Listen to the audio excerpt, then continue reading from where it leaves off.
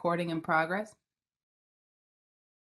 And we'll just wait just one more minute or so that we can wait for Matt before we do the introductions. I do say thank you, everybody, for joining us today. One of the reasons we wanted to do this virtually versus in person is to try and give as many people around the state a chance to join and hear some of the activities that are going on, because each program represented does have a statewide focus.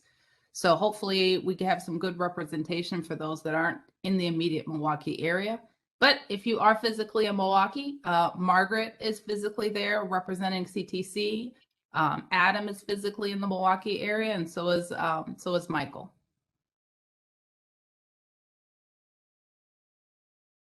Take a few more minutes here. No, one more minute. I'm going to give it one more minute because I had a time. Idella, I think you can just go ahead and go.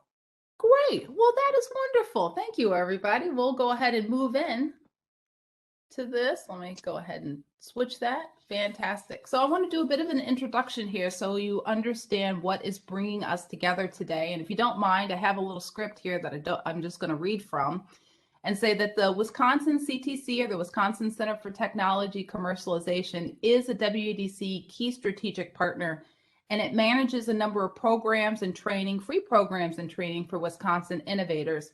The CTC supports Wisconsin innovators to pursue federal innovation funding, non-dilutive innovation funding, via a program called the Small Business Innovation Research Program, or SBIR program.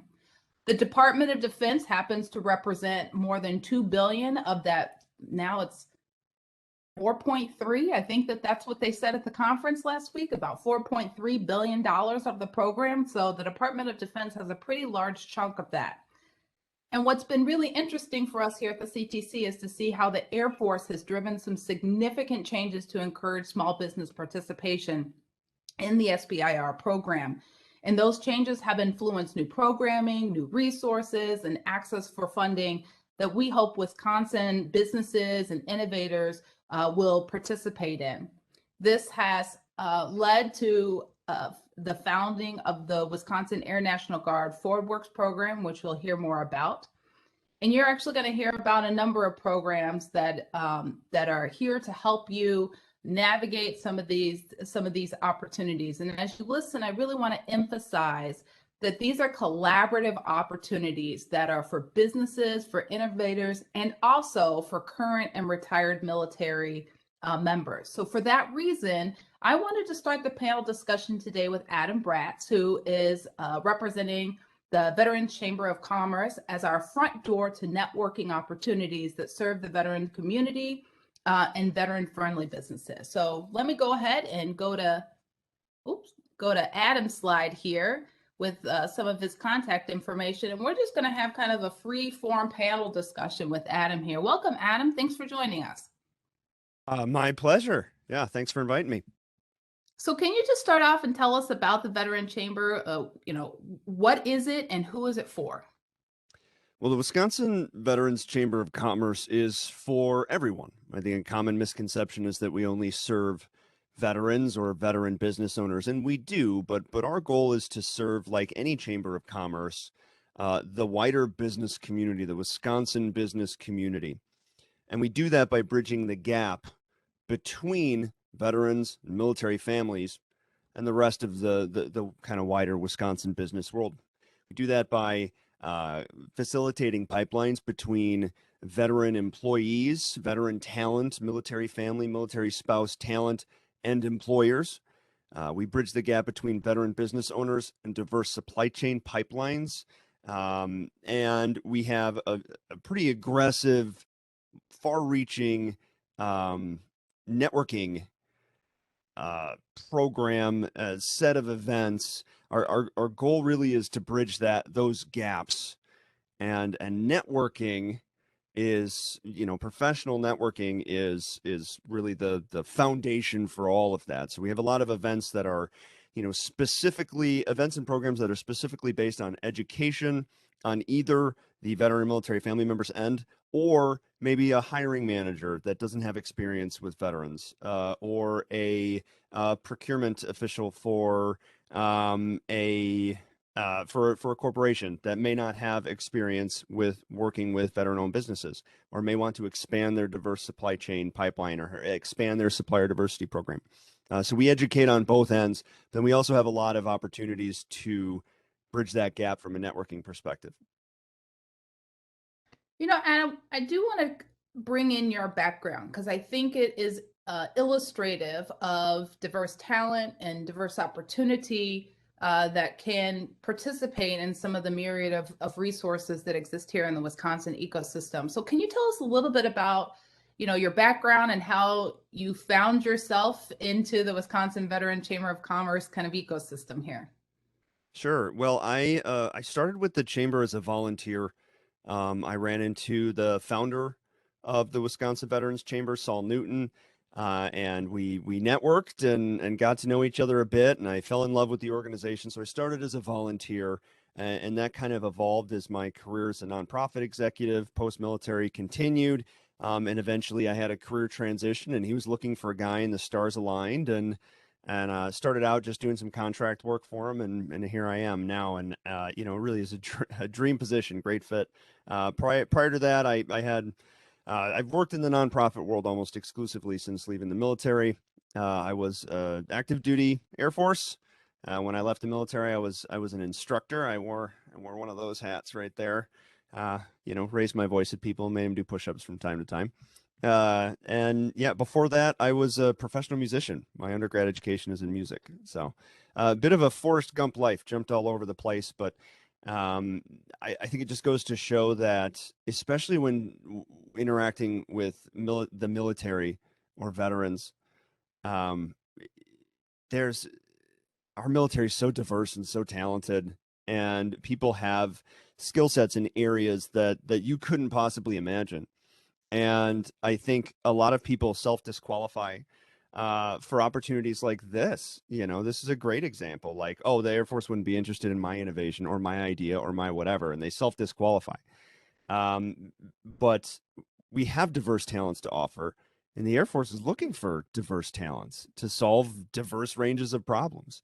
And so one thing that we do as an organization is we really try to bridge those gaps. And so we're huge fans of CTC and what you're doing here and the way that you bridge that gap as well. And Adam, what I think is very interesting, which parlays into the question that I have is, what should new would-be members know about the Vet Chamber's mission, goals, and activities? And one of the things I think is important here, as people are dinging me here, I should have closed that one. One of the things that I think is important is how you're kind of please take on this mission activity that you did in the Air Force has parlayed into kind of the COVID approach for your outreach with the Vet Chamber, and how that's kind of supporting your new activities or your 2022 activities, I guess, in terms of your mission goals and activities with the Vet Chamber. Can you tell us a little bit about that transition? Absolutely. Well, overarchingly, our mission is to make Wisconsin the best state for veterans and military families. And because when veterans and their families win, Wisconsin wins, period. I mean, and that's not hyperbole and that's not anecdotal. There is data supporting that if we want to have a robust society, a robust economy locally and at the state level, there are parallels and correlations between the ways that we support and take care of and empower our veteran brothers and sisters and success economically and socially. And with our civilization here, our local civilization. I mean, it's staggering, the parallels. So when veterans win, Wisconsin wins. And so we want to make Wisconsin the best state for veterans, which makes Wisconsin the best state. Well, I mean, we have the best football team. We have a lot of things going for us as a state, but our goal is to, there are a lot of great programs, a lot of great states for veterans out there, and our goal is to continue to facilitate those pipelines and make it even better. As far as our approach to what we do, I mentioned earlier that networking is a huge part of facilitating networking. professional to professional, business to business, professional to business, educate and connect. When we hit the COVID shutdowns, things became challenging in that regard, as you can imagine. I mean, we all faced unique challenges when the pandemic hit in full force. And for us having to shut down our events, which at the time were really our bread and butter, and they should continue to be. I mean, they are the ways that those warm handshakes, those relationships are built best in person, period. But having to shut those down, it put us in a position not necessarily to reevaluate, but to look at all these things that we were saying, man, we should really start doing blank. We should really start doing blank. And they all had to do with digital strategy. And I think a lot of people were in the same boat or are in the same boat. You've been saying for years, man, we really should do a live stream. We really should do a podcast. We really should do this. We should post on social media more. We should build our mailing list. We should, all of these things that, that you should have been doing, that you've seen others have success with and others leverage to help facilitate their success. Finally, we were in a position where we had to do it, period. And it forced our hand. And I think it did for a lot of business owners. So we took that opportunity to, and luckily, I have a background in communications and specifically, excuse me, nonprofit storytelling and communications. So we were able to kind of leverage that experience, and we started doing a weekly live stream. Well, we started out by doing webinars, and that was cool for like a couple of weeks. And then everybody got like massive Zoom fatigue. And, it was really hard to get butts in seats, especially for free webinars. It was even harder to get it for paid webinars. This is hard to do because nobody wanted to do it anymore. They were over it a month into it. So we started engaging our community, trying to grow our community, our social networks, our email lists, which are still so darn important. Started doing a weekly live stream and creating micro content from that. We took video content from that. We took the audio out and made a podcast out of it, which created sponsorship opportunities. And all of these things started to snowball. The more visible we became, the more we were able to leverage that for growth. And at a time where we weren't able to do the things that made us who we were, we ended up seeing membership growth like we'd never seen before. And unsolicited membership growth too. People were just hitting us up saying, hey, I want to be a part of this. And we were like, oh, wow, I think we're onto something. And so now that we're able to actually get back into doing what we did before, that we found a lot of success with, now we're trying to put forward this hybrid approach, and still figuring that out. But it's exciting to see. Our annual business conference, for example, is coming up on November 10th. In Brookfield, going to be a great event. I can tell you more about that if you'd like, but the advanced registrations that we've had for that, which is really our first big event since being able to host events again, the advanced registrations are just through the roof. We've never seen a response like this before. And I think it's half because people are ready to get out and get back into doing things like that, and half because of the foundation that we've built and from an external communication standpoint over the last year. And Adam, just for the audience, the reason I asked that question is because what you didn't reveal, and I hope you don't mind, is that you in your military life were tasked with kind of doing some marketing and social media activity, and that kind of parlayed into some of the work you were doing into the nonprofit world.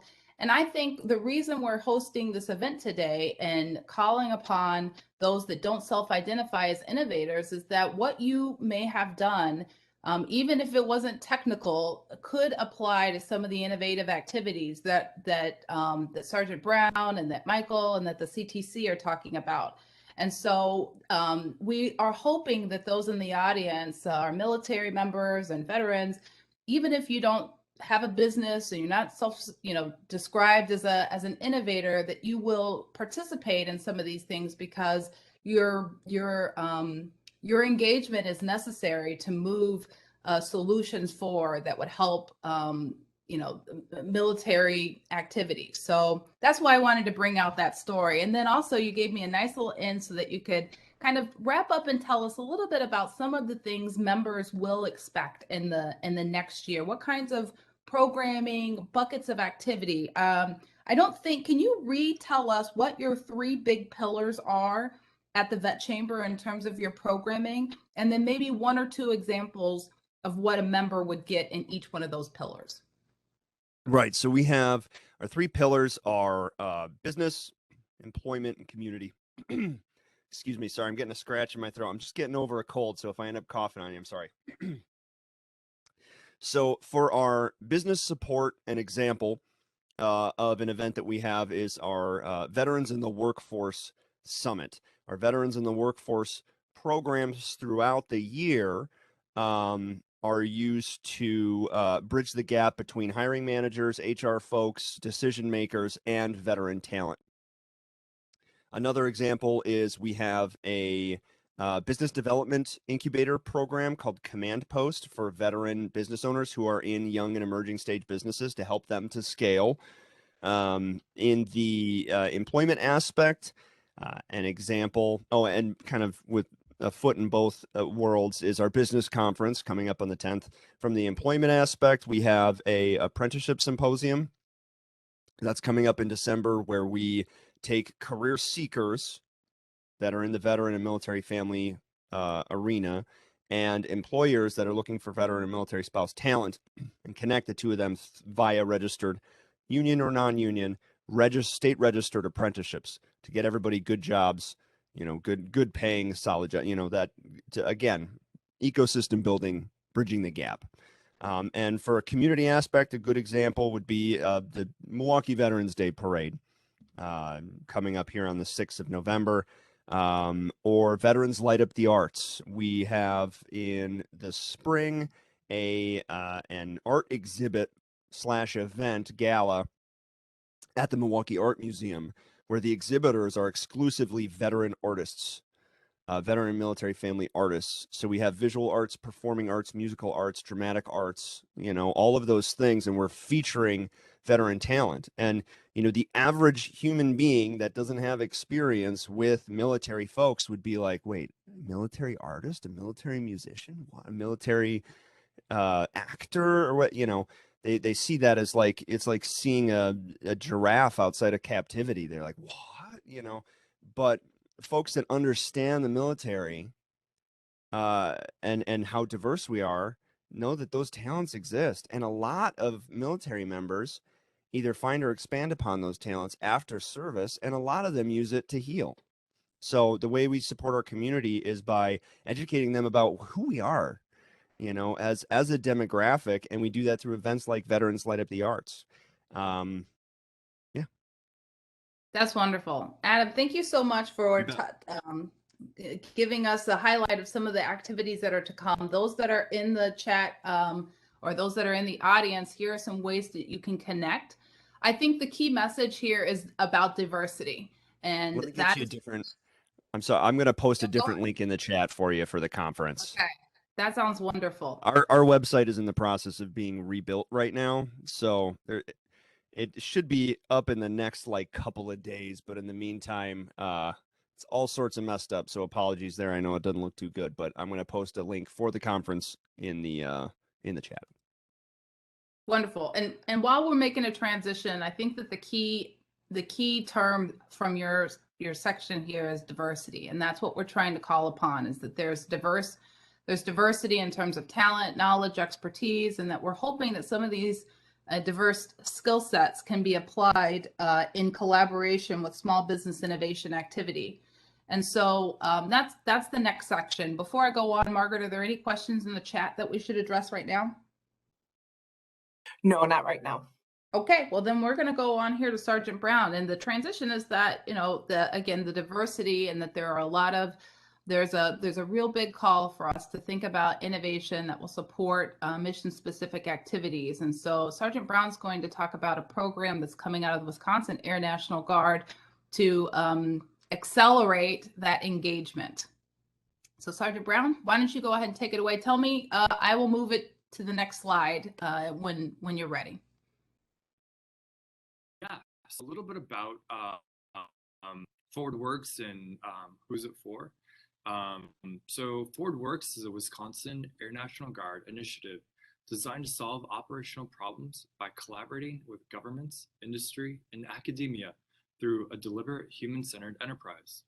Our goal with stakeholders is to quickly design and develop creative solutions that solve problems for the airmen and guardians who need them the most. ForwardWorks is expanding technology, talent, and partnerships through dynamic commercial and military realizations. ForwardWorks aims to promote innovation at the edge of operation. We succeed by bridging airmen and guardians to commercial innovators by using a plethora of collaboration opportunities that focus on innovation and cultivate a future-driven force. ForwardWorks focuses first on understanding and then creating emerging commercial markets using military problem solutions. In addition to funding, ForwardWorks has the ability to leverage a unique department resource within our ecosystem. Some possibilities include test infrastructure, certification authorities, interagency relationships, early operational use cases, applying the Air and Space Force's value proposition with considerations of becoming early adapters as to mitigate risk in emerging markets.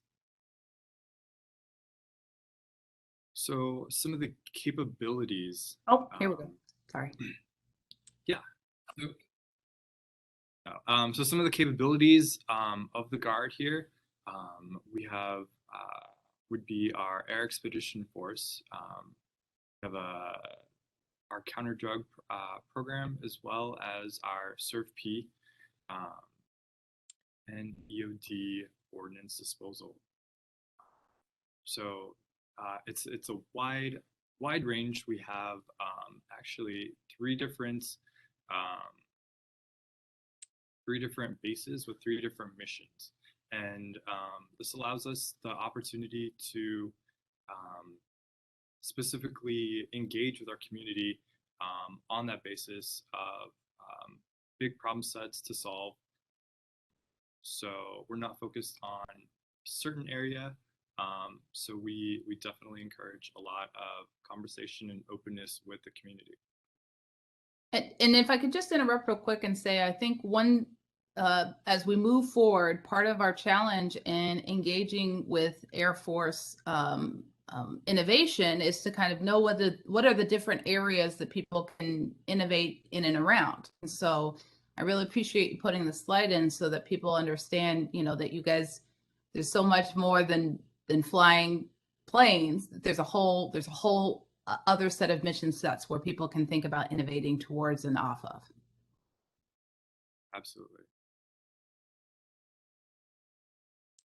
All right. So next slide talks about what is a challenge. So we have these.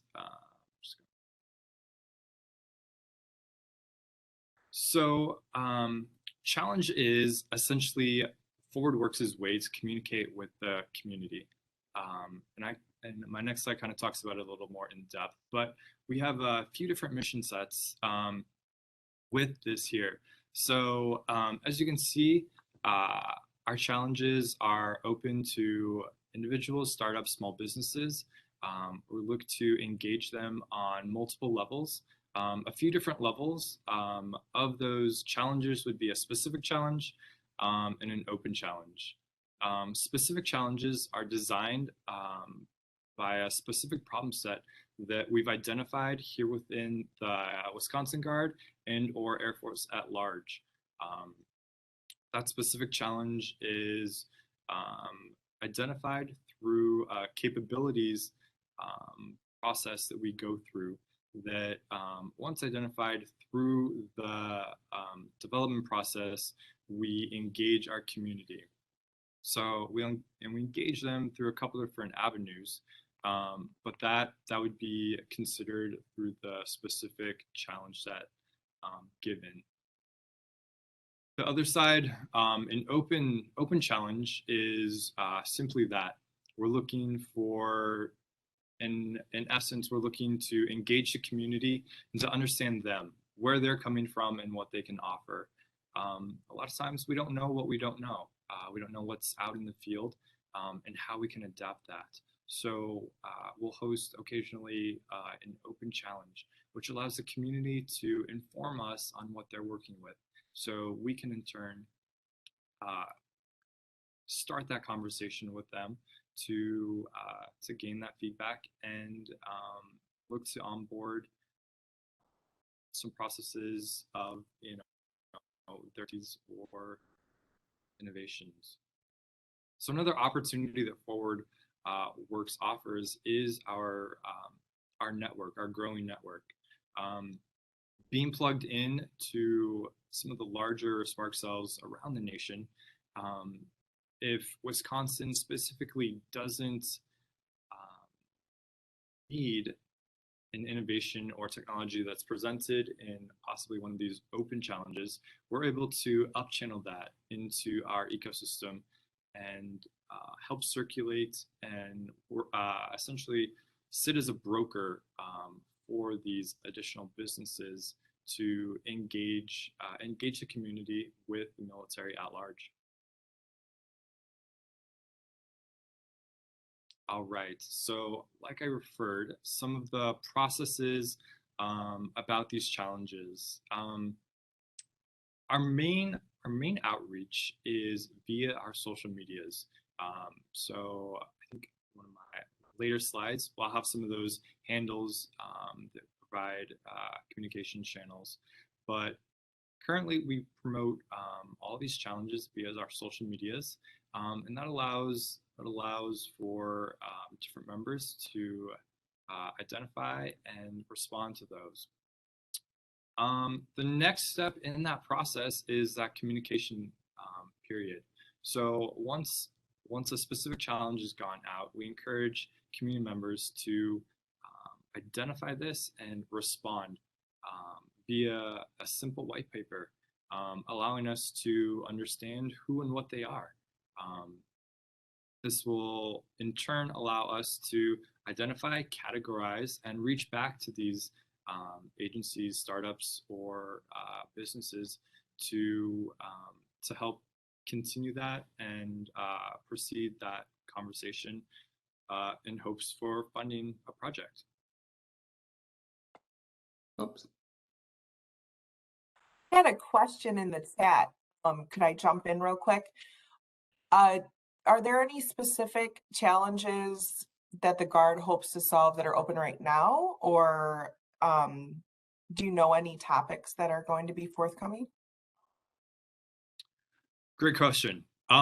So we are currently I have 2 projects that are in the works. They're still in the discovery phase right now. So we're in those early phases. We are looking to open that up to a specific challenge set, I would say here shortly. I know that, so I guess I can allude to some of those.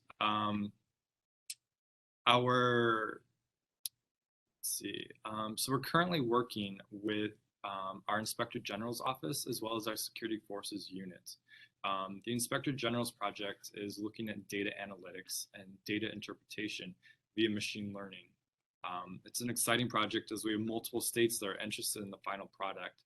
So the ability to scale the solution will provide a win to the military as much as a win to the partnered companies.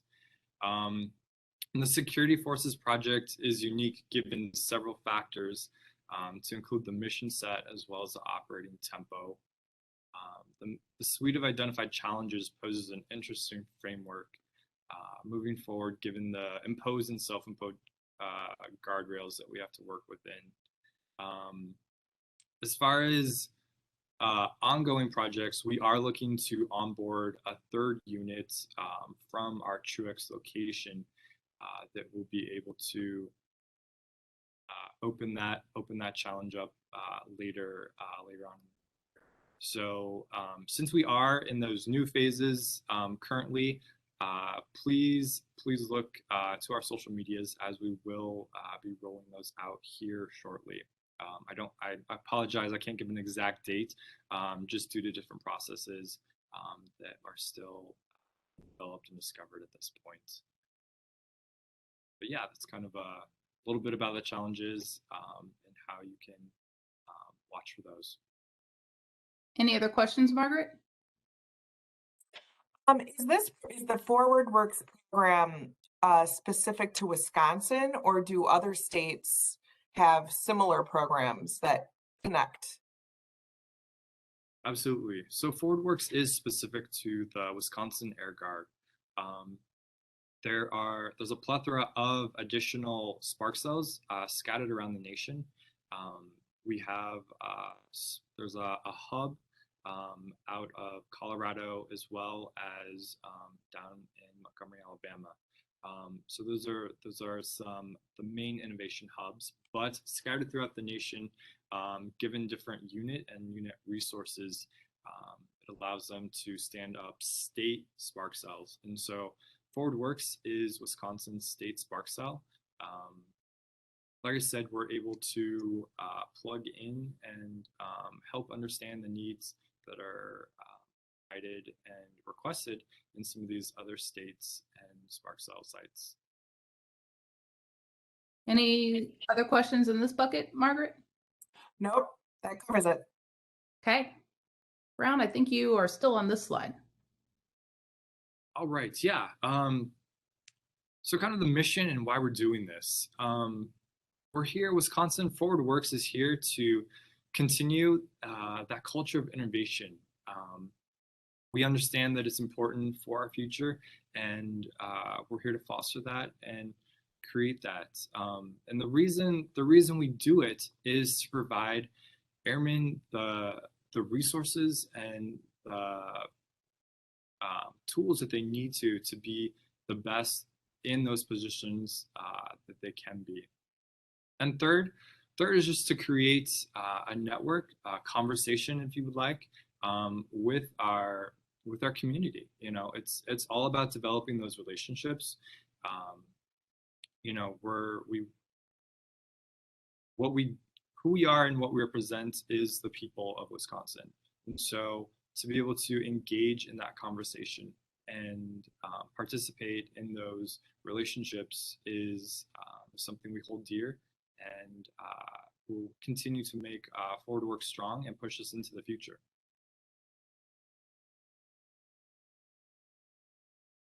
So this slide speaks to the entrepreneur, the airman, the member, the guardian, who's currently working within one of these sites.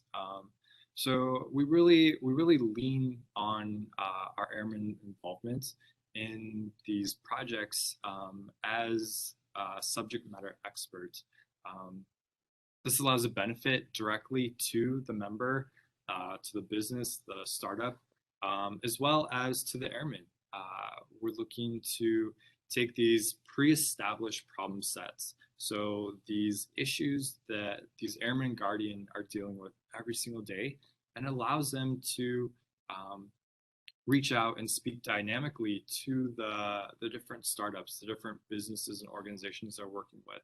And this really allows for two things. It allows for the ability to create and manifest something that is going to be useful in the world of that airman or guardian, but also it allows for us to be able to identify the issues moving forward with additional spark cells so that we can scale this. So it's a benefit to the business as well as it is to the airmen.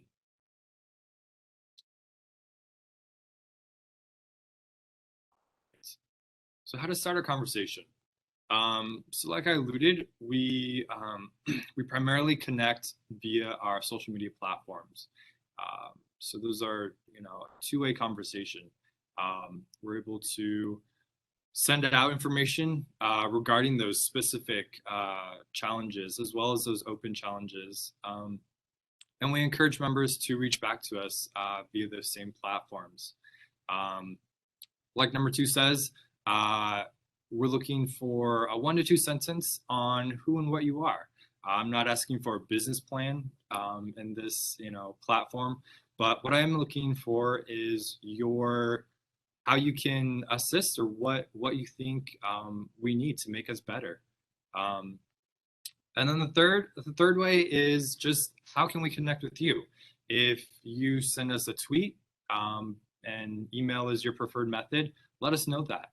We'll reach back to you via that preferred method.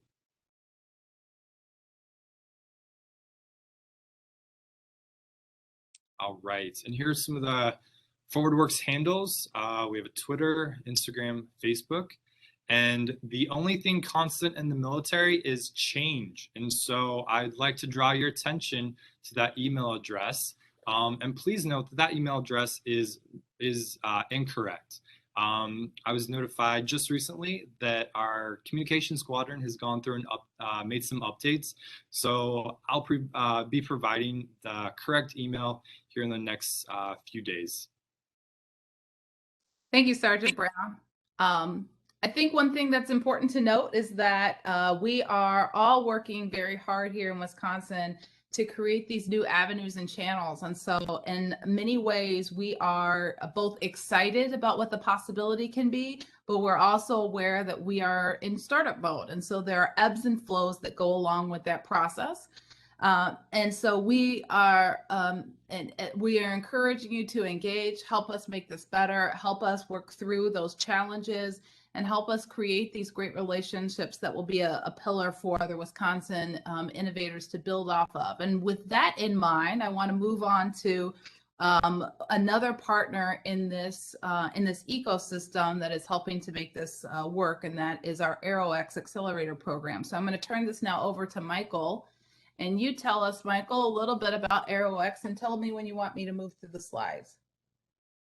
Yeah, sure. Thank you, everybody, for joining today. Thank you, CTC, Air National Guard, Veteran Chamber. We kind of play an interesting role because we wear two hats. So in our daily lives, we're a small business and we are an accelerator. So the small business that we run is Adam Aerospace Corporation, and we're basically a small technology firm building software and tools to help the United States military and other federal agencies.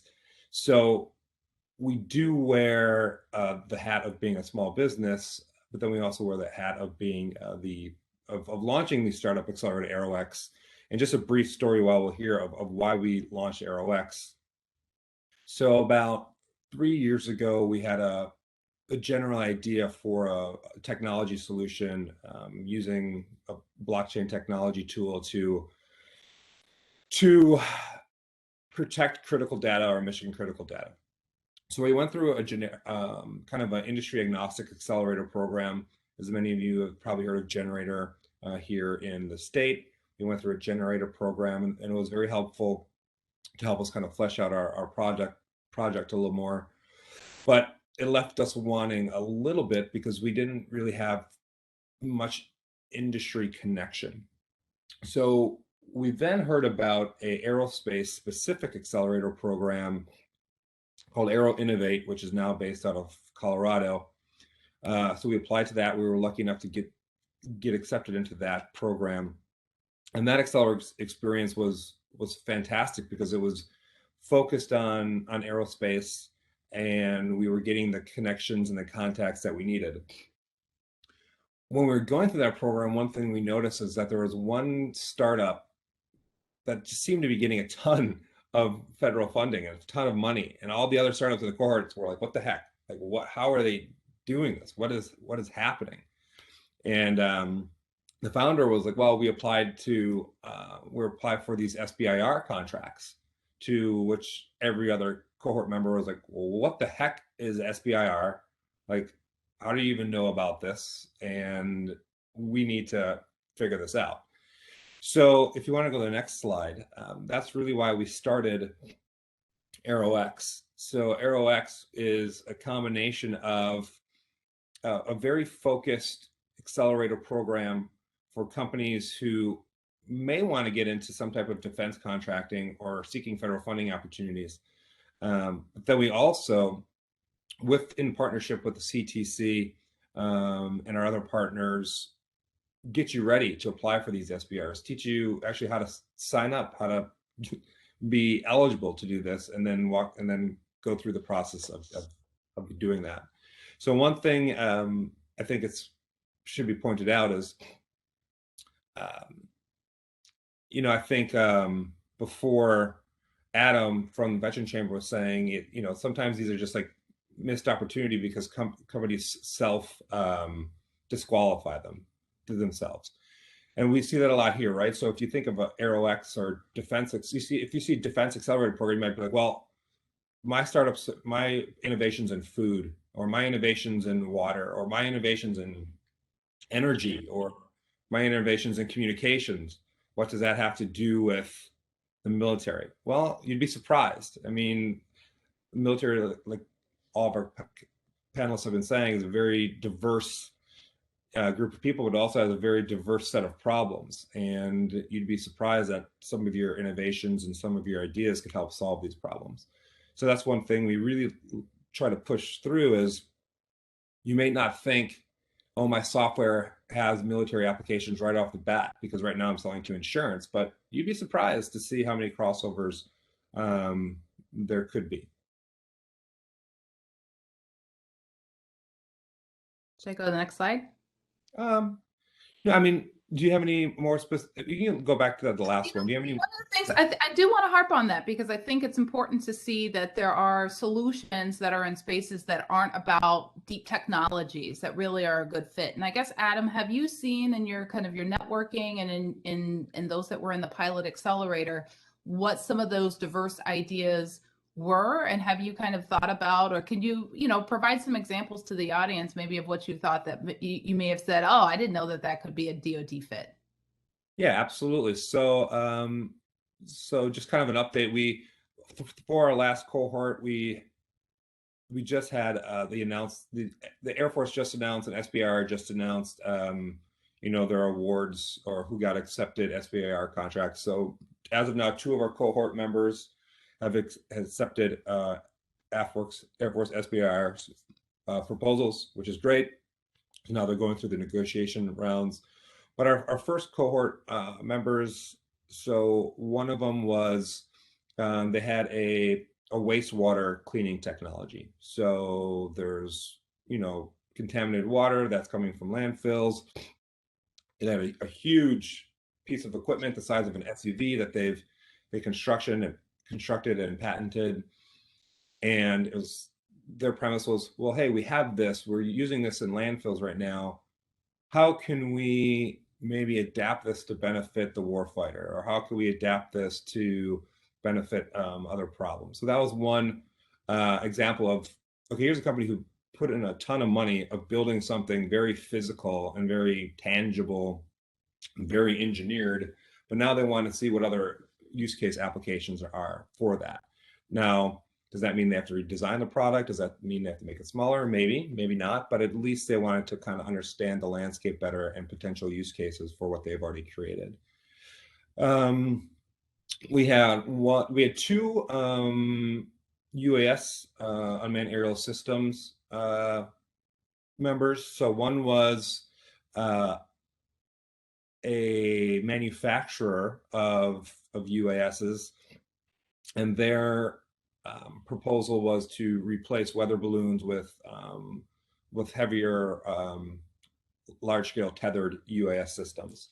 So that one was very interesting. So that one is a little bit more specific, right? Because they kind of knew exactly what they wanted to do, as opposed to another UAS startup that went through, whereas really using drone technology combined with audio technology and alert systems to alert public for anything that they should know that's happening in their community, whether it's Amber Alerts, whether it's any type of community events, whether it's anything that the community should be steering away from or knowing about.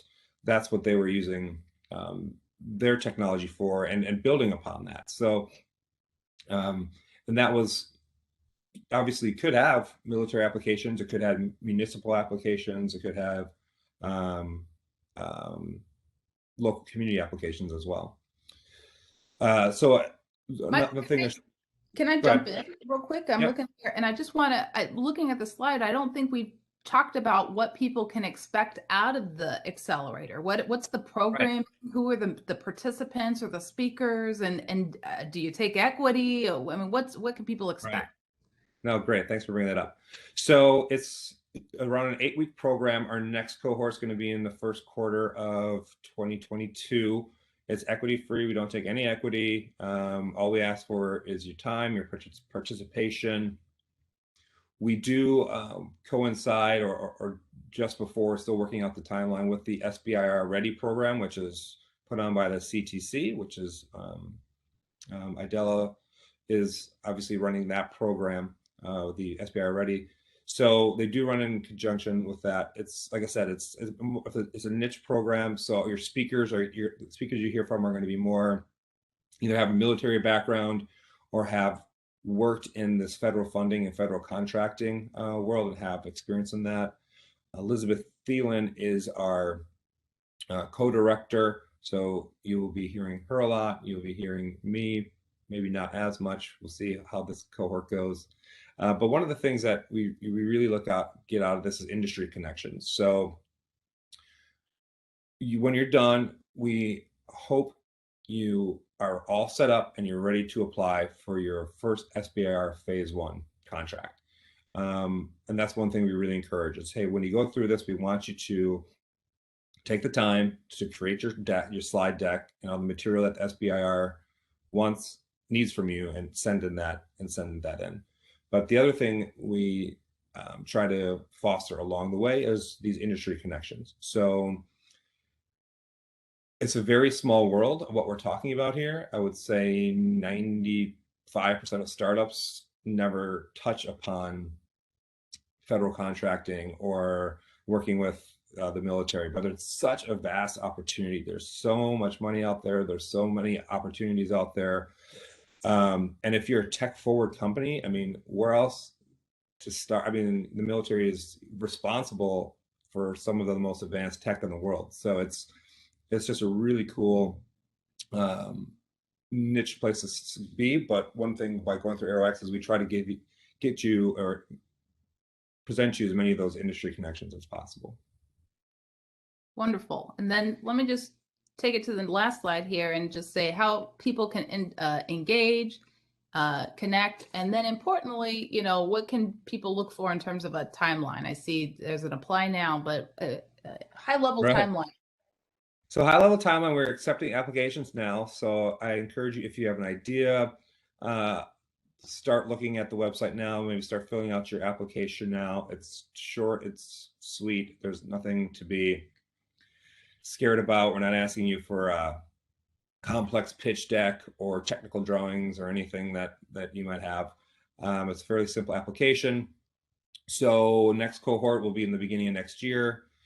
The link is right below there. So arrowx.technology, and there's apply now buttons everywhere. So if you're an innovator, so if you have an idea, if you're a small business or startup that has an idea, or if you just want to be involved with ArrowX as a partner, or if you say, hey, this sounds really cool, I think I could help. I think I could, I have some domain expertise that I might be able to be a mentor to some of these startups. I mean, we're looking for that as well. So any way that you can get involved, whether it's from the innovator side or whether it's from an expert side or supporting side, we'd love to connect with you and speak with you. Wonderful. Thanks, Michael. Thank you. Margaret, while I make the transition here, do you have any questions in the chat? Nope, not right now. Okay. So I'm going to wrap it up here with CTC and some of the resources. And the reason I'm wrapping things up here is because a lot of the funding opportunities that are available through these programs are really centered around the SBIR innovation funding and some of the funding opportunities that we have here in the CTC. And we're very fortunate to partner here with ArrowX and with ForwardWorks to provide both the training, the networking, and the access in order to make some of these opportunities move forward. Because the bottom line, what we've learned in our efforts in pursuing DoD and particularly Air Force funding is that you can have the best idea in the world, the most interesting and research technology, but if you can't make a use case scenario that fits within the military, And if you can't make an argument for dual use technology that might fit within, a broader industry segment, you're not going to have a very competitive proposal. So engaging with ForwardWorks and ArrowX are the aim to try and meet both of those, that dual use technology that would be a good fit for federal innovation funding. So that is the reason why we're wrapping things up here at the CTC. As I mentioned at the beginning, the CTC is a Wisconsin resource. We are a free resource that's funded by the Wisconsin Economic Development Corporation, and we have a cooperative agreement with the Small Business Administration to engage with the ForwardWorks program. The CTC is this team right here with a couple of extras like Cody, that help us reach out and engage with innovators across the state. We are trained teachers and mentors, which I think is incredibly important because it means that we are here to help coach and guide you towards those goals. We are experienced in the grant and contracting process with the SBIR program, and I'll tell you more about what that is. We've served as national reviewers. We do have a number of programs centered around addressing, assessing, and overcoming business risks using the Lean Startup methodology. And we've gained some of that training through both our state programs, but have served as national mentors. And then we are principal investigators, technicians, business owners, and we bring all those skills to bear to help you guys out. So let me just move this forward here. I hate all the click things. How did I mess that up? So it's important to note that a lot of our efforts are helping you compete in this really vast, complicated program called the Small Business Innovation Research Program, or SBIR program. What it is, it's a $4.3 billion program that is across 11 participating agencies that range between grants and contracts, which means that there are tons of deadlines, different cultures, different expectations, different needs. And so our job is to help you broker all of that. There are generally 3 phases to any SBIR, which is also true for the Air Force's version of the SBIR program, which usually includes some kind of feasibility funding, some type of prototype funding, and then phase 3, which is not SBIR. I don't know why they include it, but it's a phase 3 commercialization objective for which you will find your own funding. Or if you participate in some of the DoD efforts, they do have some phase 3 contracting opportunities to scale your solution into the military channel. Air Force has its own particular flavor of their phase 1 and phase 2 efforts, and that's one of the things that we train on in the SBIR Ready program, which we will have in March. I won't go through this because I just talked through this real quickly. So like I said, there are 11 participating agencies. And one of the things that we encourage in terms of strategy is knowing that you might have a solution that is a good fit for one agency, but then making some adjustments in terms of your research approach would help you both develop, expand, and integrate your technology into new systems. And therefore, you might want to approach a different participating agency to help develop that. So for example, a lot of the times we have very new innovative solutions that would be a good fit for granting agencies like the National Science Foundation. You don't yet have a customer, you're still developing your intellectual property, and going after some of those agencies will help build that out. The Department of Defense is looking for you to have a little bit further development in your technology. They're looking for you to take what you have that you're already selling and apply that into that military network. And therefore, they're a contracting agency. And so one of the things that we work on at CTC is to help you assess the strategy that's the right fit for your business, for your capabilities, and where your technology is at, so you can pursue opportunities across these 11 participating agencies. It is a strategy that, depending upon your research and feasibility approach, there are some companies that hold SBIR and STTR awards, or as DoD likes to call them, SBIR awards, all at the same time. So there may be a company that has both an active National Science Foundation SBIR and an active Department of Defense SBIR. Same thing. I love it. There are definitely some eligibility criteria, and it's important for you to consider that as you're applying. And this is one of the things that we will help you navigate through. And the way that we help you to do that is through a variety of different programs that we have, all grants, non-dilutive funding. So the very first thing I want to encourage everyone on the call to consider is the SBIR Ready program. And this is really designed to help you understand and reduce those barriers for vetting a good SBIR proposal. A lot of what we did in collaboration with the ArrowX pilot accelerator last year is talking to companies about where their technology is right now, and then trying to help them think about that use case scenario for the Department of Defense, and particularly the way the Air Force is running their programs. And this is not a straightforward, hey, here's a cool technology, let me just go ahead and do some new experiments. There are definitely compliance guidelines, rules and regulations that inform the way they run their SBIR program that you have to take into account as you're thinking about developing your research strategy and applying for that. And that's one of the things that we go over in depth.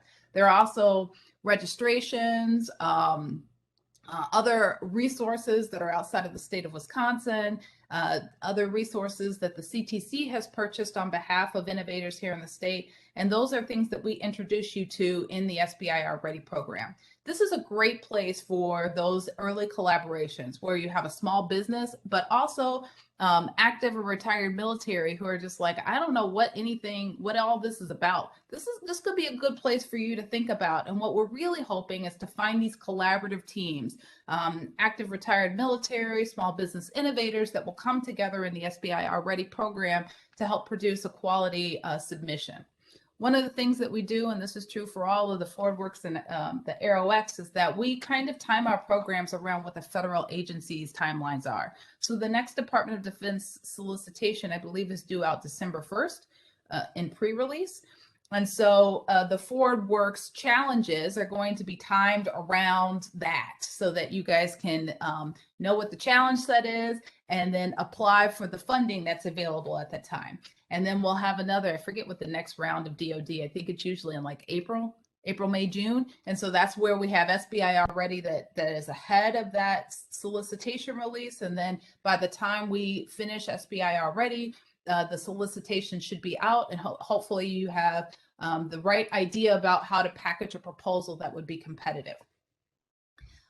Another way that we help you is to utilize microgrant programs. The CTC engagement with WEDC has about $9,000 per business where you can hire some of our expert service providers that will help you propose or develop a competitive proposal. One of the misnomers, I guess, or miscommunications, misunderstandings is that you have to be a PhD in order to submit for one of these SBIRs. That is absolutely not true. And so, but being a good grant writer isn't natural for anybody, and especially writing these kinds of grants. And so we have pulled together service providers that not only have the technical expertise and the training and the know-how to help you navigate these awards, but we specifically bring them on board because we want you to learn from them. So we try and hire people that are good teachers that will also help you, compete for this funding as well as others. And then we also bring together expert panel reviewers that will do a review of your proposal before you get ready to submit that. We've done this really well with NSF and NIH, and we're pulling together experts that will help you do that for the Department of Defense because, of course, every agency has their own flavor of doing things. And then finally, we do have some grant funding or non-dilutive seed funding for companies that do win SBIRs. Those are our SBIR Advanced program. And then a very unique program, which is a little different from the other things that we do, is the Idea Advanced program. And actually, this is the program that I manage fully. And one of the hopes that I have is that those on this call who are going to engage with the military, perhaps you don't have an idea or an innovation that is a good fit for SBIR at this time or a good fit for SBIR. The Idea Advanced program is another alternative funding solution that might fit these collaborations. Of course, there's rules and eligibility requirements, but it is designed to help you reduce the business risk, not the technology risk, but the business risk. And we put you through a lean startup program to support that. And those awards are between $15,000 and $25,000 for our stage 1 program. And that timing is great because after our SBIR Ready program, if it's determined it's not a good fit to go down the SBIR path, you have enough time to apply for Idea Advance, which will be in July. Okay, hey, I talked about SBIR Ready. We have these different sessions. Oh, we have to update this slide. I think I stole it incorrectly because we do have, we pay you to learn, which is really unique. But that's how strongly we feel about these programs. And so this is a way for you to earn between $750 to $1,500 to after you submit a proposal. And we walk you through 4 sessions. It's actually a little bit more than 4 sessions, but at least 4 core sessions and some extra session for those that are really interested in applying. And we're starting to take applications now for a program that will begin in March. And like I said, Idea Advance, we're going to have those applications that will be due in July 2022. And we have 2 stages of those programs for stage 1, 15 and 25,000. And then those who participate in stage 1 can have an opportunity to compete for stage 2, which is about $30,000 of non-dilutive funding. We have a lot of materials on our website to help you think about and navigate those things. So we do want to encourage you to reach out. But I wanted to give you a little bit of a timeline for those on the call because we are trying to integrate this timeline with both the ForwardWorks and ArrowX programming. So SBIR Ready, think about that as in January. Idea Advance, those applications are due in July. And then we have SBIR Advance. We do 2 rounds of that. So that will come if you do win an SBIR. With that said, oh, here's another version of the calendar in case this is a better visualization for you. And the CTC is really leaned in, just like Adam has, to kind of on-demand programming. And I really like the Vet Chambers podcast. We're not doing the podcast at the same level, but we do have these CTC Sparks videos, and they're meant to be like 1 or 2 minute short blurbs on various aspects of preparing competitive proposals for any of our programs, but also engaging with the investor community and beyond. And each one of the consultants in the group, Todd, Idella, and Brian, we kind of have our own flavor of what we teach and train about, but we provide that in our archive video series, which we just got that done, and so you can see that. We also do these things called quick chats, which are like mini interviews with subject matter experts, 30 minutes and less. That's the goal there. And then for those who still enjoy reading, we do have our blog posts. I do prefer the videos. So with that said, that concludes this panel program. And just to reiterate, the Vet Chamber, wonderful front door. A lot of we have a couple of positions that we're going to be advertising in the next couple of weeks, including an LT, limited term employment position with ForwardWorks. And so we'll be putting that out through Vet Chamber once we get that position actually posted. And I think the CTC has some ideas, so please use them as a great front door for some of these other opportunities. As I mentioned, some of the calendar and timeline of events, there are things to participating starting now into early 2022. And a great way to keep up with all of that, if you don't want to, following each one of us individually on social media, that's a great way. But also Margaret curates a nice newsletter that we send out twice a month. And so those activities will be co-branded or co-promoted in the newsletter. So those are some nice ways to keep in contact.